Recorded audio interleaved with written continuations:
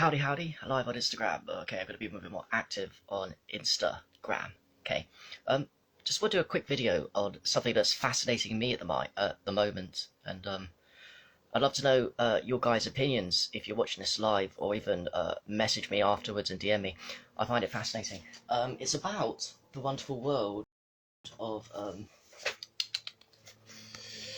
plants. Well, yeah, but this one here. Let me see that one. Can you see it? Caffeine. Really good book, by the way, by Michael Pollan. The Truth About Caffeine. I'm doing a lot of research. No, I'm just having a lot of experience with caffeine at the moment. Having been, quite honestly, completely against it and seeing how it fucked me up for a very long time before I got into physical health. I mean, when I was damaged and traumatized, drinking tea all the time and caffeine did not help me at all.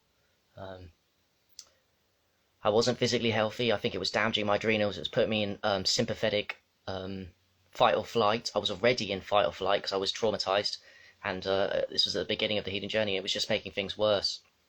So I don't know. I'd love to know people's opinions on caffeine. Hey Dave, man. Like, the thing is, I've come full circle in a way with caffeine because I was so against it when I went teetotal. I went completely off it because I realised the damage and harm it done to me. Even before I took health seriously and got into urine therapy, I realised, wow, what a difference from having teas, the standard British teas, whatever my parents gave me 3 or 4 a day, or even made myself. I went just completely off caffeine. Changed my life. So there's that angle. And I don't know, but I'm going to guess most of the people that watch this think caffeine is really, really, really bad. And don't use caffeine, it's fucking dangerous. And hey, that might be true. But you know what? Do you know what? I think, personally, it's a tool given to us by God, consciousness, to help us rise and expand our consciousness. Now listen, I do think there is such thing as over with caffeine. I think it's it's a tool to be used sparingly, wisely, and not even daily necessarily. There is a massive overuse in the mainstream with caffeine every day. With teas and coffees becoming standard and addiction. I just find it fascinating. I mean, if you read Matthew Walker's book, Why We Sleep, we know this anyway, caffeine definitely disturbs your sleep a lot. It's probably the biggest disturber of sleep, bar none. I mean, and I've had reference experiences before I'm making this video, and it's also why, just done book number 8, that's released. Book number 9 is on sleep. Not caffeine, sleep. Although, guess what? Caffeine's going to be in there. That's why it's on my mind. Caffeine's a huge part of sleep, because it fucks up your sleep. It does have advantages, though, so I'm going all over the place with it. I don't think I am standing personally with other people that say that caffeine is bad, completely, and never use it, and it destroys you. Oh, but here's the funny thing, with what I'm saying.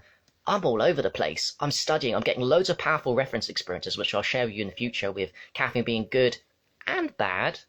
But look, I'm getting books all over the place. So first of all, I just got this book in. I've read it before, lost it. Great book against caffeine. So I'll read this with an open mind, see if it relates to experiences, because I've had bad experiences with caffeine, even now too. Another bad one, The Truth About Caffeine. But then, Michael Pollan's excellent book. This guy's a fucking legend. Michael Pollan, I mean, you may know him for the book before this is his latest book. The one before this was called How to Change Your Mind on Psychedelics. He's just an ordinary journalist who went down the road of psychedelics. And wow, he made one of the best books in psychedelics you'll ever read for mainstream, whatever level of psychedelics you're at. It's a really good book, How to Change Your Mind. Anyway, in this one, it's amazing. I'm so glad I bought it. I went straight to the caffeine chapter, and I find it fascinating how caffeine expands consciousness. By the way, the chemical word for caffeine, I learned from this, I was testing it with my partner, is, I'll tell you off the top of my head, I'll show it off here, 137-trimethylxanthine. Did you know that? Caffeine. Chemical compound, 137-trimethylxanthine. One of those tricky ones. But anyway, yeah, it's super interesting. I haven't finished the book on caffeine. I mean, listen, caffeine is let's go for it here. Caffeine is a vasodilator, so it dilates the blood vessels. It increases adrenaline.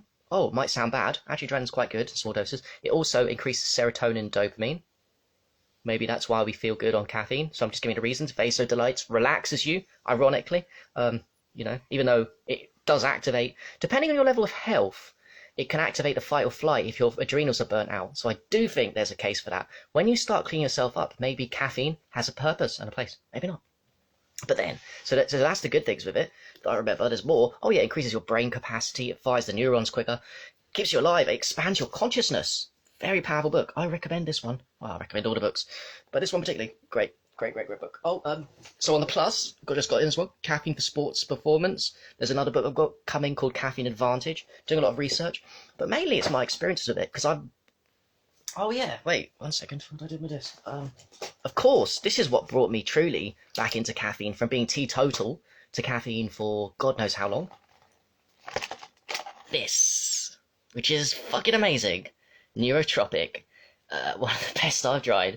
The zero in. Fuck me, man. Got macunapurians in it. Raising your dopamine a lot.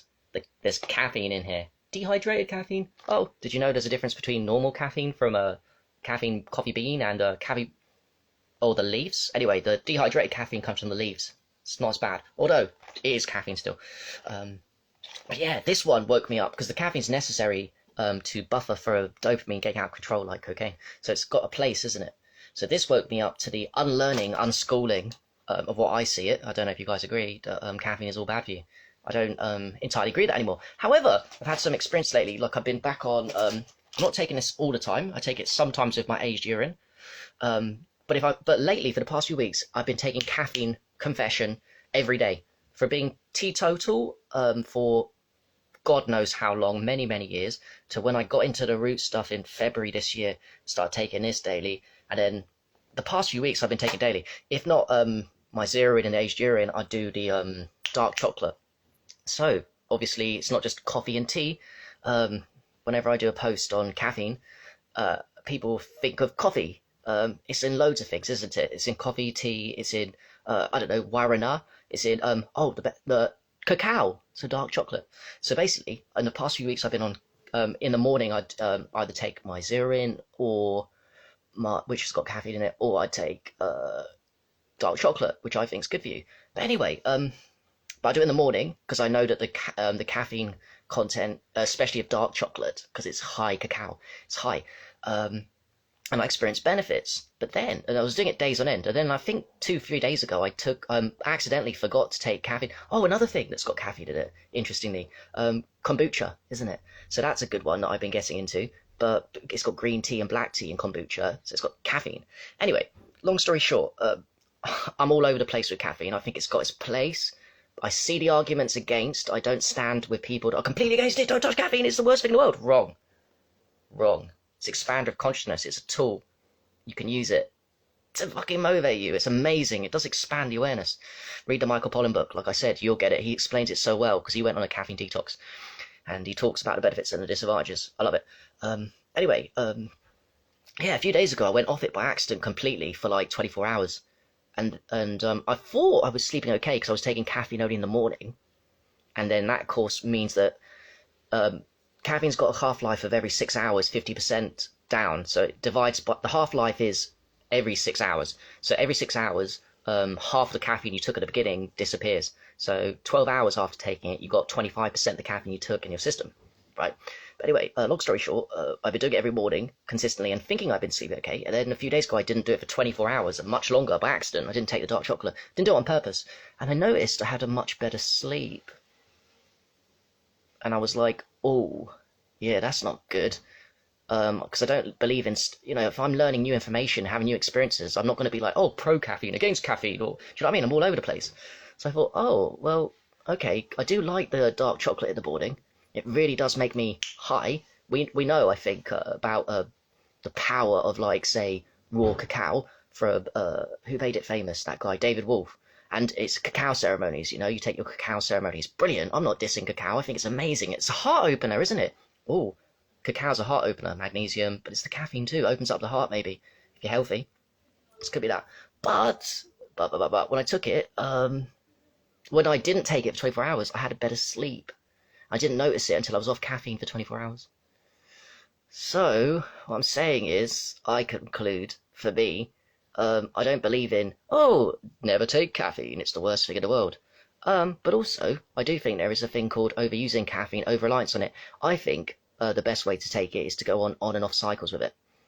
On it for a bit when you really want something amazing and expansion of consciousness. A bit like psychedelics, you don't want to be on psychedelics 24/7. You want to experience the bliss for a time and come back to reality. So the caffeine's there when you need it. I mean, I don't look at it from a mainstream point of view. I don't need to get up early for work, do shit I don't like. It just helps with motivation and really firing you up. It's got its place, and the best thing I think is take it on and off. But I find the subject fascinating, and it will feature heavily in my sleep book. How can it not? Because caffeine is probably the number one. I mean, as Matthew Walker says, it's the number one psychoactive substance, the most popular psychoactive substance given to kids. Psychoactive is an expander of consciousness. It's given to children. You know, it's in Red Bulls and all that stuff. Kids are having too much of it. Most people are, and that's why I think you guys in the mainstream communities are so against it, because it's done so much harm because people are overusing it. Everyone's overusing it. But if you use it right, I think you can get to a higher place quicker than if you didn't. And that's my conclusion on caffeine. Yeah, I'll talk a lot more about it. I'm going to read books, I'm going to research, and I find the subject, the caffeine thing, fascinating. Lastly, I leave, don't be dogmatic. Try it for yourself. If you was teetotal against caffeine, against it, go back on it, with some nice shit, not like cheap instant teas and instant coffees. Take some nice, I don't know, organic coffee or chicory coffee, some fucking powerful supplements, my god, or dark chocolate, 90, 70%, 100%, all that stuff is good. Mess about with it. Yeah, that's my conclusion. Mess about with it, see for yourself. And definitely, I read in this book, which was quoted in Matthew Walker's book, I will say this, don't fucking take caffeine at night time. It has its place, never take it at night time. And if you're going to take it, and it does have its place, take it as early as possible, please, because it really does disrupt sleep. And if you think it doesn't, hook yourself up to a fucking sleep machine, and it will reduce the quality of your deep sleep. Alcohol reduces the quality of your REM sleep. Listen, because people think, oh, I drink alcohol and I get a better sleep. You go to sleep quicker when you drink alcohol, yes, but you get a worse sleep. Alcohol fucks up with your REM sleep. Caffeine fucks up with your deep sleep. There's two, isn't there? Deep and REM. They're both, if one of them gets fucked up, you're in trouble. So, caffeine as early as possible, because the later you do it, the more it fucks with your deep sleep, and that's a big deal. Alright, so that's it. Peace. Try and exit.